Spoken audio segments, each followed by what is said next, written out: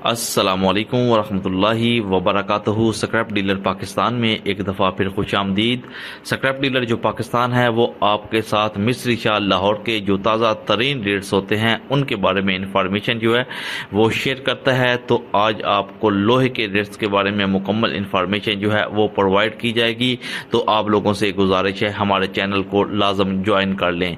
इसके अलावा हमारा व्हाट्सएप का ग्रुप है जिसके अंदर हम लोग डेली बेसिस के ऊपर रेट्स जो वो शेयर करते हैं, जिसकी मंथली फीस सिर्फ और सिर्फ 200 रुपये रखी गई है।